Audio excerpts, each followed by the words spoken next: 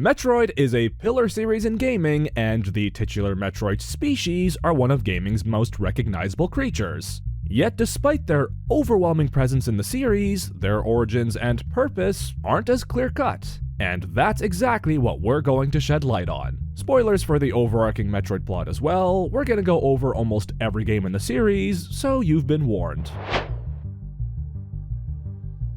Metroids are alien predators that absorb an entity's life essence at a highly aggressive level, making them a threat to galactic civilization. They're so powerful, in fact, that their only true weakness is extreme cold temperatures. They were genetically engineered by the ancient avian humanoid race, the Chozo, made as weapons to combat the even more dangerous X-Parasite, a gelatinous shape-shifting organism that takes over and mimics other life forms, with the parasite being native to SR388. The Metroids won, making the X-Parasite nearly extinct, keyword nearly, and became apex predators reflected in their name, which in Chozo tongue translates to Ultimate Warrior. Everything went as planned, until the Metroids evolved. You see, Metroids have multiple life stages, and for a while they were stuck as Metroid larvae, the most iconic and commonly seen form. They eventually grew to more dangerous stages and rebelled against their Chozo creators, more specifically the pacifist Toha Chozo tribe, decimating their kind.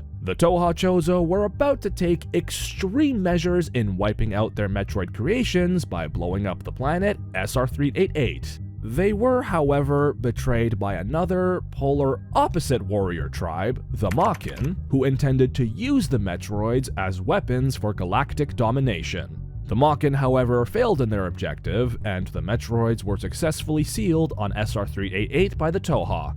Fast forward some years later, scientists of the Galactic Federation, the central government of the galaxy, collected Metroids from SR388 for research. This was quickly interrupted when space pirates, an enemy you see a lot of in the Metroid series, raided the space research vessel Marina and stole the Metroids for themselves to also use as weapons, just like the Makin. This led to the Metroids populating various worlds, most notably Planet Zebes, where the events of the very first Metroid and Super Metroid take place, and the Metroids' first encounter with series protagonist herself, Samus Aran. Samus encountered the Metroids on other planets as well, such as Talon 4, where the events of Metroid Prime take place, and a bunch of other planets that are all related to the Metroid Prime arc. The most important takeaway from the Metroids' perspective is that aside from being bred as weapons by space pirates, the Metroids in the Prime games specifically came into contact with a radioactive substance known as Phazon, which created a monstrosity known as the titular Metroid Prime. Samus does what she does and annihilates the Metroids and Metroid Prime, though Metroid Prime does survive in a manner by fusing itself with Samus's DNA and Metroid DNA, creating Dark Samus, the continuing embodiment of Metroid Prime. Samus first encounters and combats Dark Samus in Metroid Prime 2 Echoes, and finally defeats Dark Samus, and by extension Metroid Prime for good, in Metroid Prime 3 Corruption, thus putting an end to the story of the Metroids in the Metroid Prime arc. Well, at least for now. After witnessing the threat the Metroids pose, Samus decides to take definitive action, traveling to planet SR388, wiping out the Metroid species, with the exception of one Metroid larva that she discovered. These are of course the events of Metroid 2 Return of Samus and its remake, Metroid 2 Samus Returns. The larva was brought to the Galactic Federation once again for research purposes, which was once again interrupted by a space pirate attack, kicking off the events of Super Metroid. The larva was brought back to Planet Zebes for the space pirates to continue their research and production of their Metroid army, which Samus foils once again. This time, however, Samus blows up the planet, finally wiping out the Metroids for good. Well, almost. You'd think their story would end here, but even posthumously, the Metroids still have a role to play. After the events of Super Metroid, Samus revisits SR388, escorting a research team, kicking off the events of Metroid Fusion. They encounter planet wildlife, Samus kills it just fine, and then a certain gelatinous organism floats out of the creature.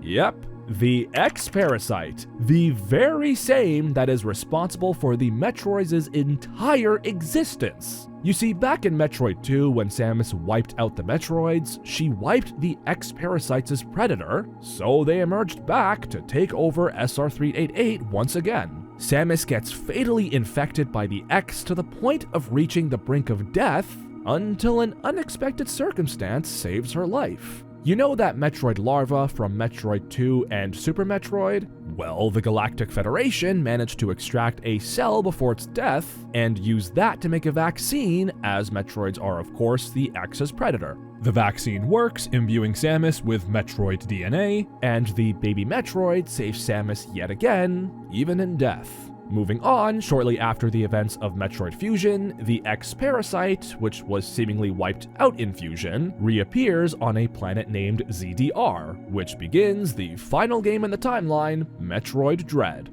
Turns out that while the X is on ZDR, Samus was actually baited by the leader of the Makin Chozo tribe, Raven Beak, the one who led the betrayal against the Toha Chozo.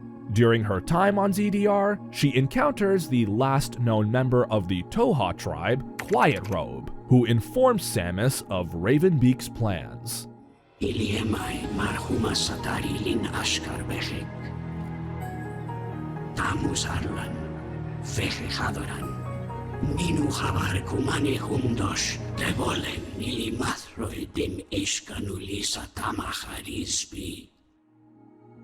With the Metroids now extinct, Samus is the key to producing his Metroid army. Ravenbeak does manage to almost defeat her and even unlock her Metroid DNA, until she turns into a literal Metroid and eviscerates him. Just before Samus escapes ZDR, an ex-corrupted Quiet Robe still manages to help her out, reverting her back to her human, Chozo, Metroid hybrid form, with the last of the Metroid species living on through Samus. Ironic, isn't it? The one who tried to wipe out the Metroids is the very one who's keeping them alive. And that's the end of the Metroid species lore. Thank you all for watching, subscribe to Game Rant for more. I'm Bilal with Game Rant, and we'll see you in the next one.